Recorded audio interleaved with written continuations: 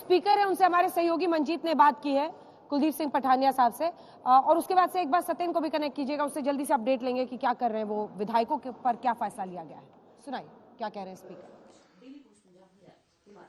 कांग्रेस के जिन विधायकों ने क्रॉस वोटिंग की थी उन पर कुछ वायलेशंस का आरोप है और एक पिटीशन हिमाचल प्रदेश के विधानसभा अध्यक्ष कुलदीप सिंह पठानिया के पास मूव की गई है। उसकी सुनवाई हुई लेकिन उन्होंने ऑर्डर रिजर्व रख लिया है। इनसे जानने की कोशिश करते हैं। पठानिया जी, सबसे पहले तो ये जानना चाहेंगे कि एलिगेशन है क्या?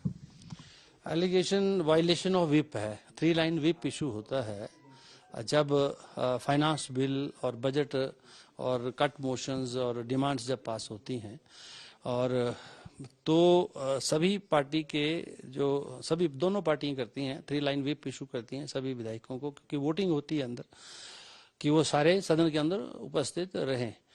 तो यहाँ जो ये 6 विधायक हैं इन्होंने उस विप का डिफाइंस किया है, और डिफाइंस किया है तो उसकी वायलेशन हुई है। विप की वायलेशन जो है वो कवर्ड है एंटी डिफेक्शन लॉ के अंदर।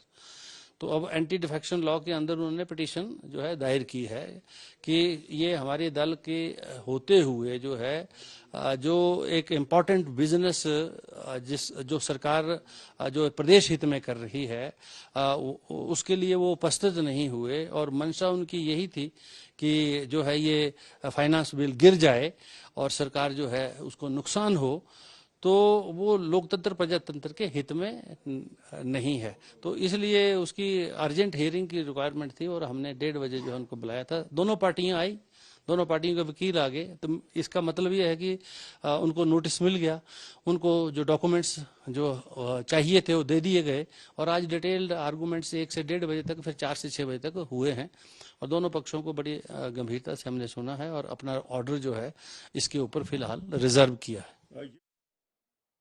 ऑर्डर स्पीकर ने रिजर्व किया है, इसका क्या मतलब समझे सत्येंद्र? देखिए, ऑर्डर स्पीकर ने रिजर्व कर लिया है, इसका मतलब यह है कि हमने जो ऑर्डर था वो तय कर लिया है, लिहाजा अभी भी आपके पास समय है। दूसरी तस्वीर आप देखिए कि आज जो ये विधायक हैं कल तक कांग्रेस के उसमें बैठते थे, और जैसा कि अभिषेक मनु सिंघवी ने कहा था कि कईयों ने तो उनका नाम भी प्रस्ताव इन्हीं विधायकों ने किया था। अब ये विधायक फिर से शिमला छोड़कर पंचकुला चले गए हैं, और कल भी पंचकुला के होटल में थे और आज विधानसभा में आए थे, और आज आए तो बीजेपी के विधायकों के संग बैठे। तो एक चीज तो क्लियर हो रही है कि इन विधायकों ने भी मन बना लिया है कि कांग्रेस को अलविदा कहना है और भारतीय जनता पार्टी में जाना है। तो दूसरी तरफ स्पीकर ने भी फैसला लगभग कर लिया है कि इनको अयोग्य करार देना है। तो ये 6 के 6 विधायक अयोग्य करार हो जाएंगे और फिर ये भारतीय जनता पार्टी में जाए या फिर दोबारा से चुनाव लड़े।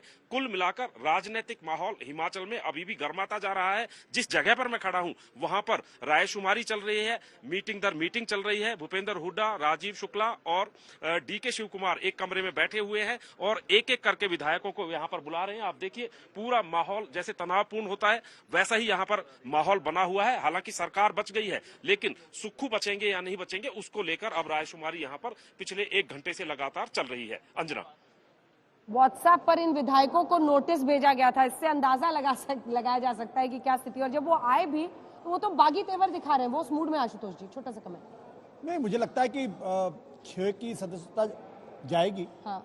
और उसके बाद भी सरकार बची रहेगी, क्योंकि 68 में से 6 निकल जाएंगे तो 62, और 62 के में आपको सरकार बचाने के लिए चाहिए 32। हाँ। तो 34 ऑलरेडी उनके पास है, और बीजेपी के पास 25 और 3 विधायक, 3 निर्दलीय हैं। ठीक है विनोद जी, छोटा सा 2 लाइन। हाँ, तो और उसके बाद बाई इलेक्शन होंगे, और बाई इलेक्शन के जो नतीजे होंगे उस पर बहुत कुछ निर्भर करेगा सुक्खू सरकार का भविष्य। अब असली सवाल ये है कि सुक्खू रहेंगे या कोई नया आएगा। हाँ। कोई हैवी वेट आएगा, मतलब आनंद शर्मा हैवी वेट हैं, उनको बना दें, या मुकेश अग्निहोत्री हैं जो डिप्टी चीफ मिनिस्टर हैं उनको बना दें। अगर सुक्खू को बदलना होगा एंगल आ गया था। आनंद शर्मा भी नाराज थे कि अभिषेक मनु सिंघवी को वहां पर क्यों उम्मीदवार बनाया गया। बहुत सारे अलग-अलग लॉबीज काम कर रहे थे। जल्दी से गौरव जी अब उनकी तमाम बातों का जवाब दीजिए।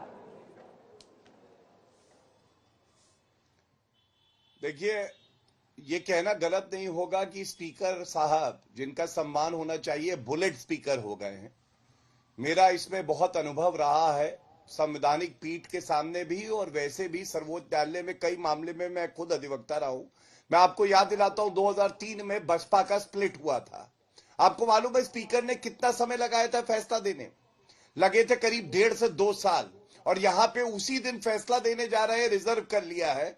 इसमें प्रोसीजरल इम्प्रोप्राइटी और खासकर दूसरे पक्ष को सारे आपको साक्ष्य और कागज पहले सुनिश्चित करने होंगे कि उनके पास है, और फिर सुनवाई का समय ये आवश्यक है, वरना जो उच्च न्यायालय है या सर्वोच्च न्यायालय है वहां ये फैसला कभी टिकेगा नहीं, चाहे जितने दबाव में स्पीकर ये फैसला दे दे।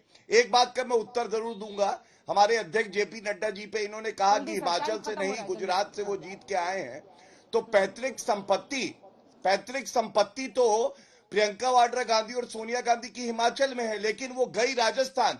और सबसे बड़ी बात है, अभिषेक मनु सिंघवी जो राजस्थान से आते हैं उनको हिमाचल से लड़ा दिया।